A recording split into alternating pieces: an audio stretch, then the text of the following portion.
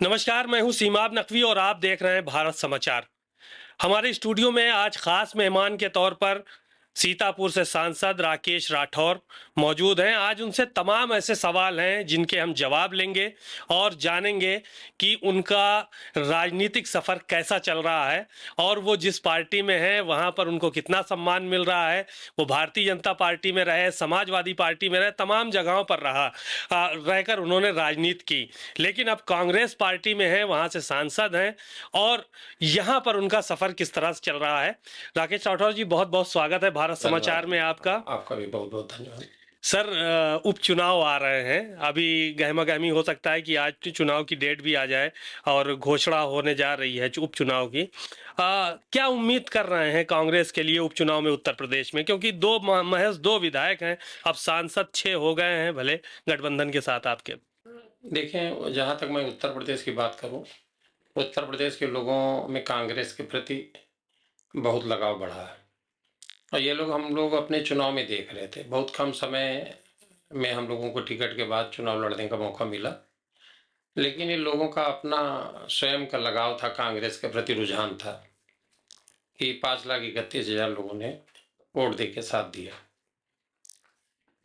ये जो हमारे नेता आदरणीय राहुल जी ने जो भारत जोड़ो यात्रा से इस देश का जो माहौल बदला और साथ में जो कांग्रेस का वो न्याय पत्र था, जो लोगों के समर्थन में कांग्रेस की जो नीतियां और घोषणाएं थी, उसको लोगों ने बहुत गहराई के साथ लिया और बड़ी अपेक्षाएं लोगों की थी। और जैसे वो किसान का कर्ज माफी, महिलाओं के खाते में, गरीब महिलाओं के खाते में आर्थिक सहायता, ये बहुत अंदर तक, बहुत निचले स्तर तक लोगों के मन में पैठ कर गई थी और लोग कांग्रेस का साथ देने का बिल्कुल मन बना लिए थे। अब वो अलग बात है कि 17 सीटों में कांग्रेस को लड़ने का मौका मिला। उसमें बहुत सी सीटें ऐसी थी जैसे गाजियाबाद, मथुरा, बनारस, ये सीटें ऐसी थी जो ज़्यादा लड़ाई थी, अनुकूल नहीं थी। लेकिन हमको ये लगता है यदि सीट का ठीक से, इन 17 सीटों का ठीक से चयन हो जाता तो रिजल्ट इससे ज़्यादा बेहतर आता। तो क्यों मान गए आप लोग? सवाल तो यही है ना कि क्या कोई मजबूरी रही कि अखिलेश यादव के सामने घुटने टेकने पड़े आप लोगों को? अब ये हमारी पार्टी का नेतृत्व है, जो बड़ा नेतृत्व है, केंद्रीय नेतृत्व है, वो क्या तय किए, किस तरीके की बात हुई, ये मेरे विषय से ऊपर का विषय है। लेकिन जो माहौल की बात आप कर रहे थे, उस माहौल के लिए मैं बता रहा हूँ कि लोगों का समर्थन कांग्रेस के प्रति बहुत ज़्यादा अप्रत्याशित बढ़ा है और मैं तो यही चाहूँगा कांग्रेस अपने विचारों को लेके मजबूती के साथ लोगों के बीच रहे। लोग बदलाव चाह रहे हैं। नहीं, जो ये चुनाव हुए लोकसभा के, आपको क्या लगता है गठबंधन नहीं होता आप लोग कितनी सीटों पर विजय हासिल कर सकते थे? जिस तरह का माहौल की बात बता रहे हैं कि बयार चल रही थी, खटाखट पैसा आने की बात थी, लोग जमीनी स्तर तक जुड़े थे कांग्रेस से, क्या उम्मीदें लगा रहे हैं आप? ये तो बिल्कुल पक्की सी बात है, जाहिर सी बात है कि 6 से कई गुने ज्यादा होते। अगर ये कंडीशन आती तब की बात मैं कर रहा, तो 6 से ज्यादा एमपी जरूर होते कांग्रेस के उत्तर प्रदेश से। लेकिन समाजवादी पार्टी के जो नेता हैं वो तो झंडा बरदारी करते फिर रहे हैं कि कांग्रेस की 6 सीटें हम लोगों के गठबंधन की वजह से आ गई, नहीं तो शायद पिछली बार एक थी, उसके बाद अब की नहीं, जीरो ही होती। कहने का कोई क्या कह सकता, राजनीति में सबके अपने अपने विचार हैं।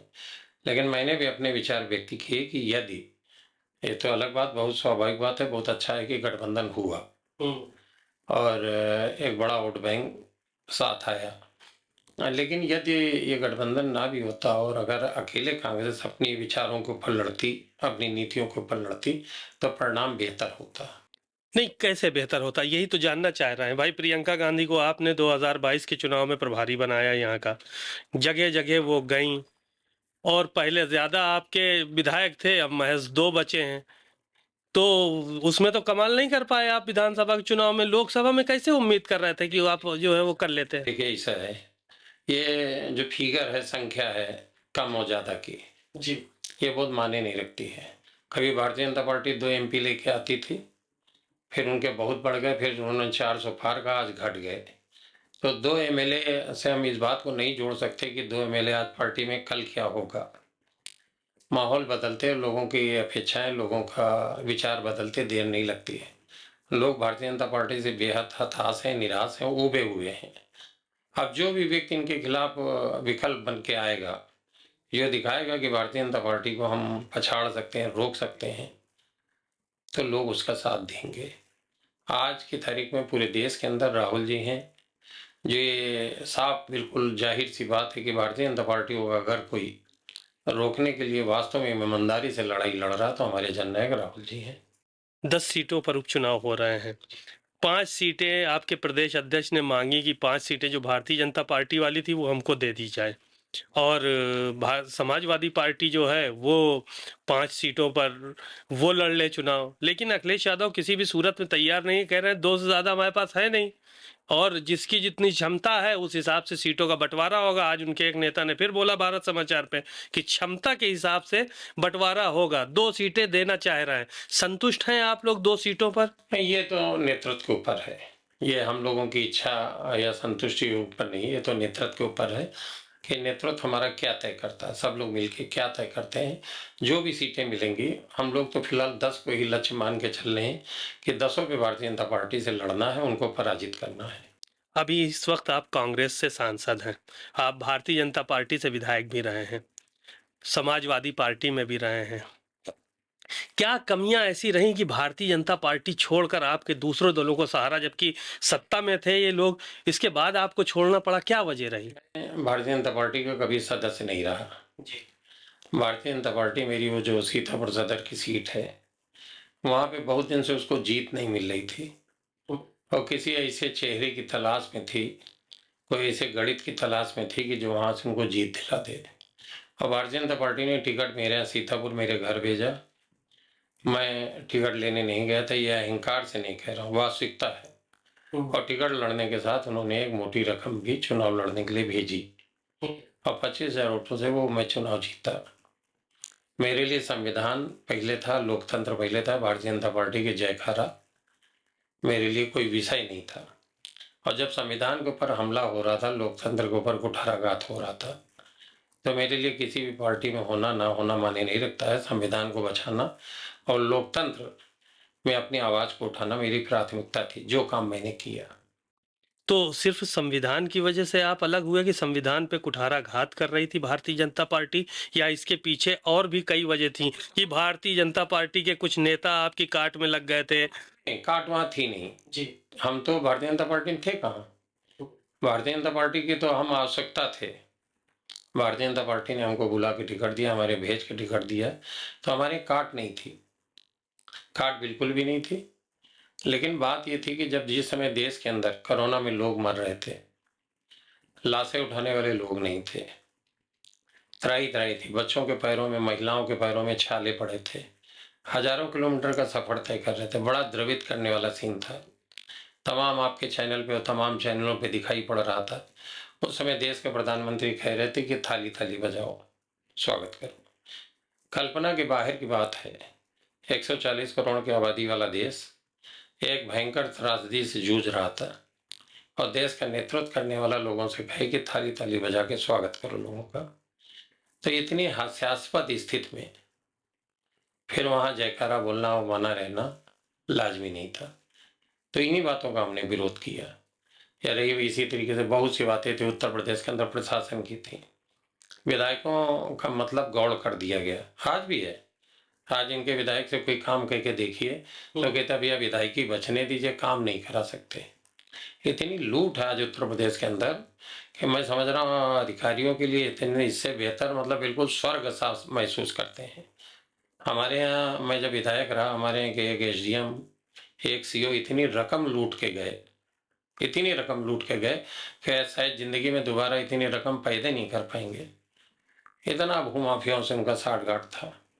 तो ये जो लूट का राज था, विधायक मूक दर्शक बना रहे और अधिकारी लूट रहे थे, जमीनों में नहीं, तो साजिश इसके है। पीछे किसको जिम्मेदार आप मानते हैं? नेतृत्व जिम्मेदार है, पार्टी की नीतियां जिम्मेदार थी, पार्टी के जिम्मेदार लोग जिम्मेदार थे इस बात के लिए। और पार्टी के नेतृत्व को जब ये बात नहीं पता है कि विधायक चुन के क्यों आता है, विधायक चुन के आता है इसलिए है कि वो क्षेत्र की समस्याओं को उठाए, अनैतिक कार्यों को रोके, और प्रशासन के ऊपर उसका दखल हो, नाजायज नहीं लेकिन जायज बातों के लिए तो दखल हो। लेकिन यहाँ पे विधायकों का हाल ये था कि आज भी आपको पता होगा विधायक कोई जायज बात कह के कह दे नहीं होगा, तो जहां मुख्यमंत्री के आदेशों को नीचे वाले नहीं पालन कर रहे हैं अधिकारी, तो विधायक क्या होता है?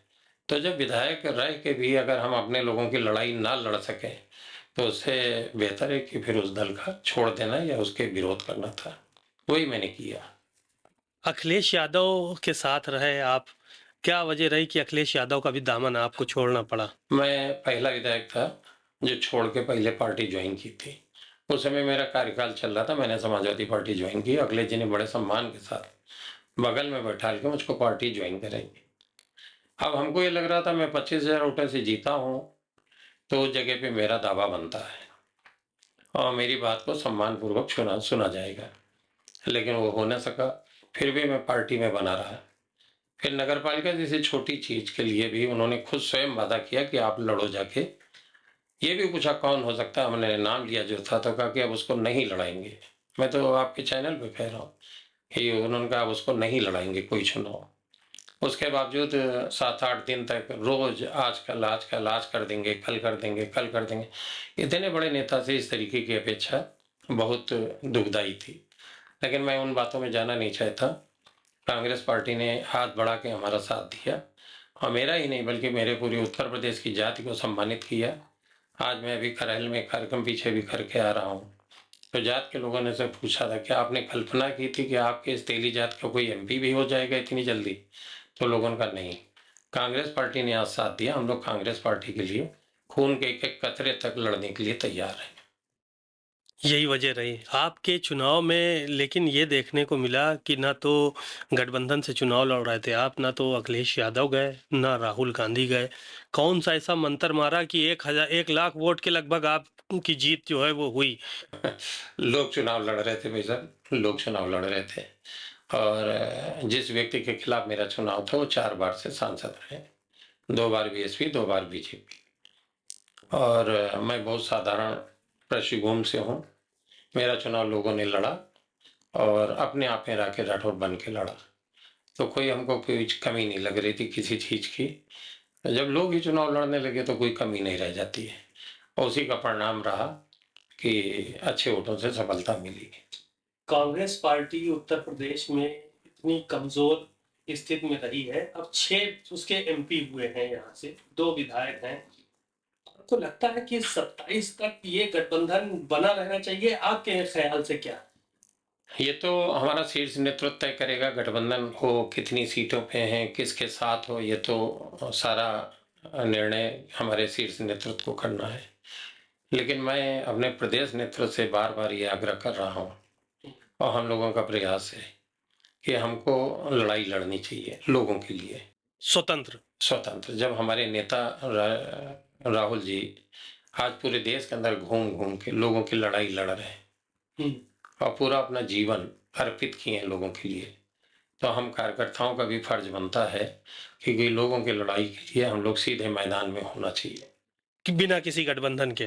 गठबंधन की बात नहीं। हमारे लिए पूरा प्रदेश है और पूरे प्रदेश के लोग हमारे हैं, हमको उनके लिए लड़ाई के लिए मैदान में होना चाहिए। लड़ाई के लिए यानी कि अभी जो मौजूदा गठबंधन चल रहा है उससे हट के, यही तो कहना चाह रहे हैं आप? मेरा ये गठबंधन वाला विषय मैंने पहले ही अलग कर दिया कि ये तो शीर्ष नेतृत्व तय करेगा कल किन सीटों पे गठबंधन हो, लेकिन तब तक हम हाथ पे हाथ धरे बैठे रहें कि अभी मेरी सीट गठबंधन में जाएगी या मेरे पास रहेगी, ये उचित नहीं है। हमको पूरे उत्तर प्रदेश को अपना मैदान बना के पूरे उत्तर प्रदेश की 403 सीटों पर क्या कांग्रेस पार्टी को एक साथ पूरी ताकत के साथ उतरना चाहिए? आप ये मान रहे हैं कांग्रेस पार्टी, इसका मतलब यही हुआ कि किसी से गठबंधन नहीं होगा, पूरी ताकत के साथ कांग्रेस खुद उतरे? हमारा कहने का मतलब है 403 सीटों पे हम कैसे छोड़ सकते हैं इस सीट को उस सीट को, और 403 सीटों पे हमारी लड़ाई तुरंत तैयारी चालू करनी चाहिए। फिर अलग बात है कि जिससे गठबंधन होगा लाभ तो उसको भी मिलेगा, और हम इस इंतजार में बैठे कि गठबंधन के बाद कौन सी सीटें मेरे पास आएंगी, तब हम लड़ाई की शुरुआत करेंगे तो हमारा नुकसान हो चुका होगा।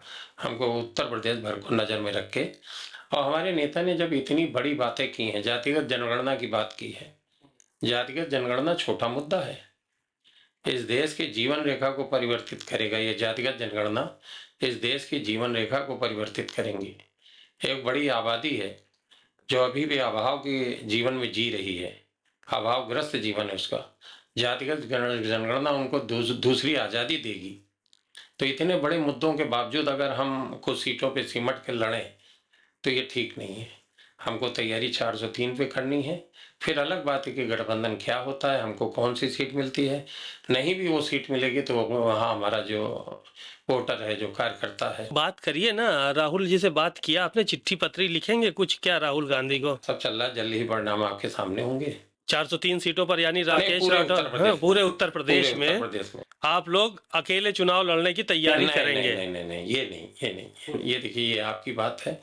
पूरे उत्तर प्रदेश भर में हम लोग अपने संगठन को मजबूत करेंगे और 4 से 3 सीटों पे अपनी पार्टी की विचारधारा को पहुंचाने का काम करेंगे। यानी मतलब गठबंधन होगा, लेकिन पूरे पे आप तैयारी, ये तो खैर सभी दल करते हैं, उसकी कोई बात नहीं है। आप संसद में मौजूद थे, इधर बहुत ज़्यादा हंगामा देखने को मिला। क्रीमी लेयर का एक कानून जो है वो आ गया, आरक्षण को लेकर सुप्रीम कोर्ट ने आदेश कर दिया। उसको लेकर क्या मानते हैं आप और आपकी पार्टी? देखिए, हमारी पार्टी का एजेंडा साफ है। देश का वंचित तबका, जिसको हक मिलना चाहिए। देश आज़ाद हुए 77 साल हो गए। अभी 77वें स्वतंत्रता दिवस हम लोगों ने कल मनाया और उसके बावजूद वो वंचित तबका अभी भी वंचित है। तो ये आरक्षण का लाभ, क्रीमी लेयर, जो कुछ भी है, ये उस वंचित तबके को मुख्य धारा में लाने के लिए ही है। अगर वो वंचित तबका मुख्य धारा में आने से रोकने के लिए कोई भी कानून, कोई भी नियम हो तो उसको रोकना चाहिए और उनके जीवन स्तर को उठाने के लिए जो भी संभव प्रयास है वो करना चाहिए। ये देखा जा रहा है कि उत्तर प्रदेश में जो अपराध हो रहे हैं उनको जाति से जोड़ दिया जा रहा है सीधे सीधे। ये चीज़ें पिछले कई दिनों से आपको अयोध्या की घटना हुई, उसके बाद फिर कन्नौज की घटना हुई, यहाँ गोमती नगर की घटना हुई। तो ये जो चल रहा है, जात पे सीधे आ जा रहा है मामला। अपराधी को अपराधी न बनाकर किसी जात के साथ, किसी पार्टी के साथ ये जोड़ने का काम किया जा रहा है। ये इनकी मानसिकता में है। ये इनकी मानसिकता में है। ये तोड़ो और राज्य करो की नीति पे चलते हैं।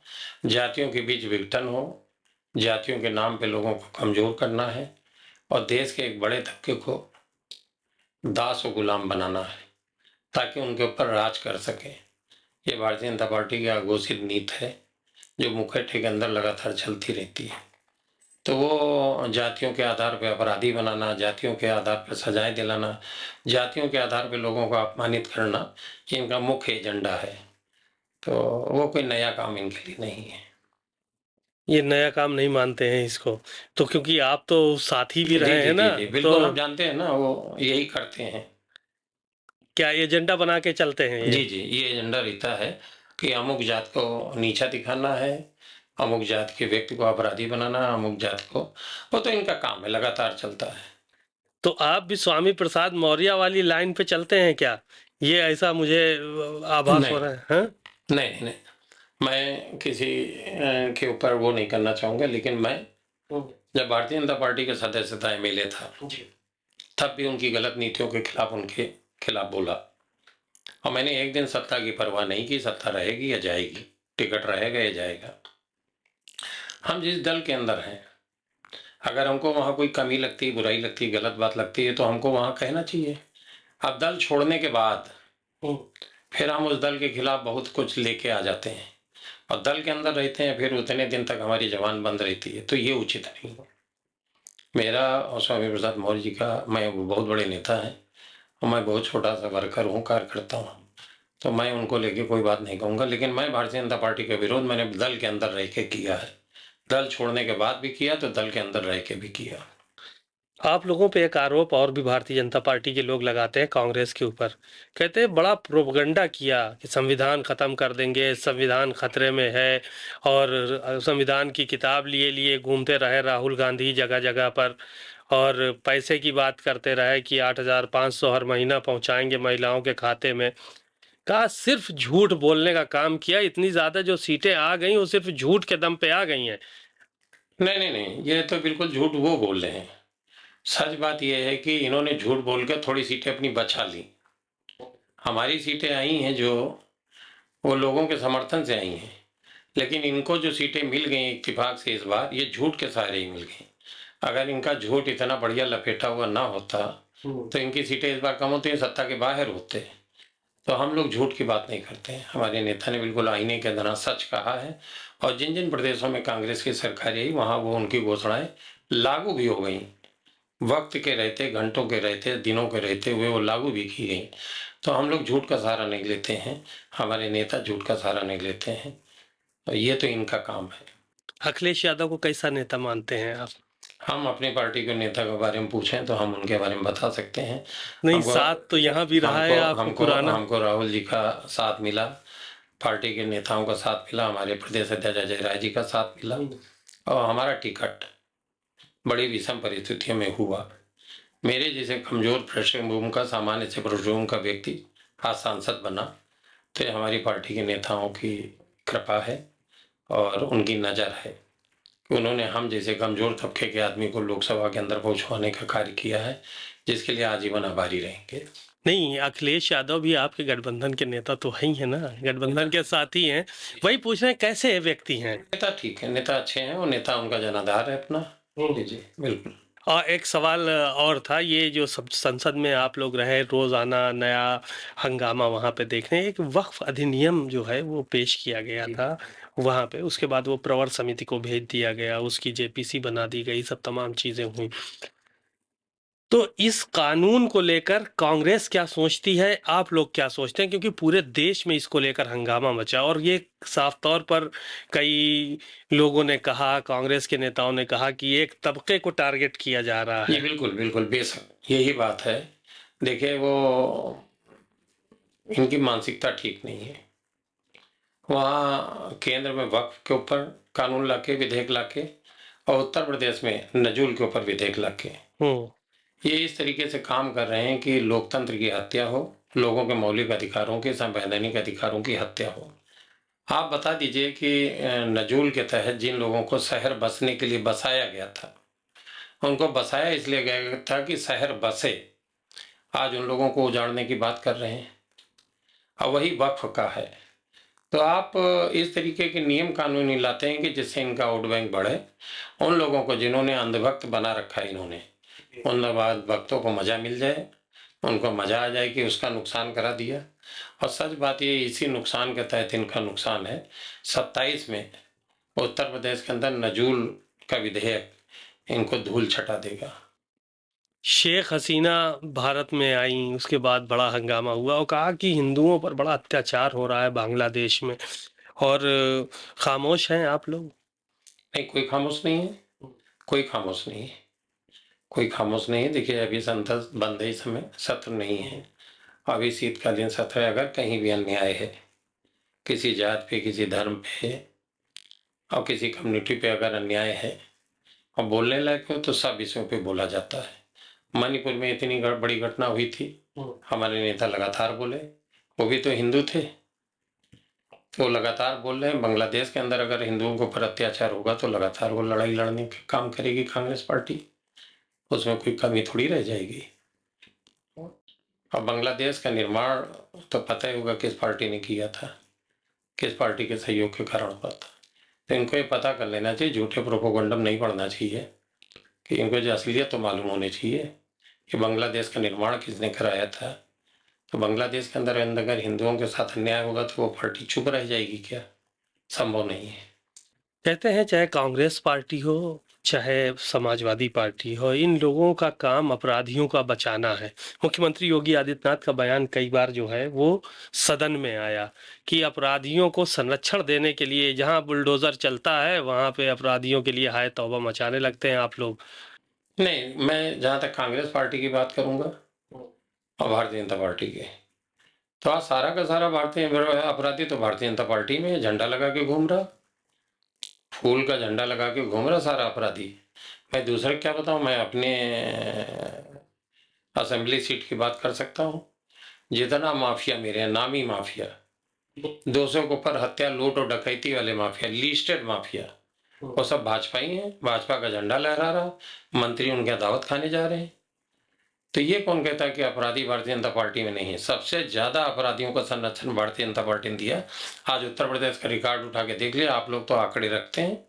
उत्तर प्रदेश का जितना माफिया है, टॉप क्लास, ग्लैमराइज, वो सब भारतीय जनता पार्टी का झंडा लगाए और भारतीय जनता पार्टी का खेवनहार बना घूम रहा। मेरे जितने नगर के अंदर जितने भूमाफिया, जितने मैं आप कहेंगे तो कभी नाम आपको दे दूंगा, सारे के सारे भाजपाई हैं। सारे के गाड़ियों पे भारतीय जनता पार्टी के झंडे लगे हैं, उनके यहाँ भारतीय जनता पार्टी के नेता जाते हैं, पूर्व वाले अभी जाते थे उनके यहाँ, बगलगीर हुआ करते थे। तो भारतीय, ये कौन कहता है भारतीय जनता पार्टी अपराधियों को संरक्षण देने वाली सबसे बड़ी पार्टी है? और क्या हुआ वो अभी वो खिलाड़ियों के साथ कौन संरक्षण किसको दिया गया? हाँ, कौन दे रहा था संरक्षण? तब भारतीय जनता पार्टी के लोगों की जवानी कहाँ चली गई थी? जब उनको उत्पीड़न करने वाले लोग भारतीय जनता पार्टी के अंदर बने रहे, तब भारतीय जनता पार्टी का ये मुखौटा कहाँ था? तो अपराधी सबसे ज्यादा भारतीय जनता पार्टी में संरक्षित हैं, अपने को संरक्षित महसूस कर रहे हैं। आप अपराधियों की बात कर रहे हैं और जब बुलडोजर की बात चलती है तो ये कहा जाता है जीरो टॉलरेंस चल रहा है उत्तर प्रदेश में पूरी तरह से। कोई भी अपराधी बख्शा नहीं जाएगा और मुख्यमंत्री तो बाकायदा नाम लेकर जो है वो कहते हैं, और सबसे ज्यादा दर्द कहते हैं आप ही लोगों को होता है। अभी ये तमाम पर्चे लीक हुए, परीक्षाओं के पर्चे लीक हुए, और जिन लोगों ने पर्चे लिख कर उनके कितनों के यहाँ बुलडोजर चलवाया इन्होंने।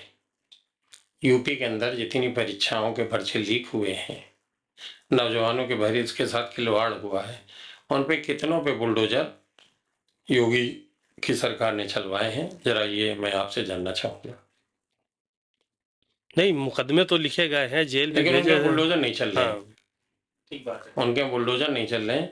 एक आदमी और धरना प्रदर्शन में शामिल हो जाता है, उसके घर पे बुलडोजर भेज देते हैं। सीए एनआरसी के खिलाफ अगर चार नौजवान कहीं आक्रोश व्यक्त करते हैं तो उनको बुलडोजर चला जाता है। अब पूरे देश और प्रदेश के नौजवानों के भविष्य के साथ जो अपराध कर रहा है, परीक्षाएं लीक करा रहे हैं, उन परीक्षा माफियाओं के इनका बुलडोजर नहीं जाता है, तो ये तो अन्याय है। बड़ा हल्ला आप लोग मचा के रखते हैं कि दिल्ली और यूपी में बन नहीं रही है, क्या ये सच है? आप लोगों के पास बड़ी खबरें रहती हैं। पता नहीं, इसमें हम लोग नहीं जाते, लेकिन वो बने या ना बने, लेकिन 27 में नहीं बनेंगे, ये तय है। तो पूरा इनकी आश्वस्त है हाँ, आप लोग? 100% आश्वस्त हैं कि 27 में नहीं बनेंगे। दिल्ली इनकी बन रही हो या ना बन रही हो, लेकिन 27 में इनकी नहीं बन रही, ये बिल्कुल तय है। इतना कॉन्फिडेंट होके कैसे कह रहे हैं? क्या नहीं, हम बात वही करते हैं जो जायज होती है। मेरे चुनाव में मैंने कह दिया था कि चुनाव आप जीत रहे हैं और चुनाव जीते, तो मैं बिल्कुल पक्का कह रहा हूं कि 27 में ये नहीं रहेंगे। आप रहेंगे कि नहीं रहेंगे? हम रहेंगे, हम रहेंगे। अखिलेश जी के साथ कि अकेले? ये तो हमारा नेतृत्व तय करेगा। भारत समाचार की स्टूडियो में आने के लिए राकेश राठौर जी का बहुत बहुत धन्यवाद। उन्होंने तमाम मुद्दों पर बेबाकी से बात की और साफ तौर पर उन्होंने एक संदेश भी देने का काम किया कि कांग्रेस पार्टी को अभी से चुनाव की तैयारियों में जुट जाना चाहिए। गठबंधन किसके साथ होगा, किसके साथ नहीं होगा, ये तो केंद्रीय नेतृत्व तय करेगा। तब तक के लिए नमस्कार।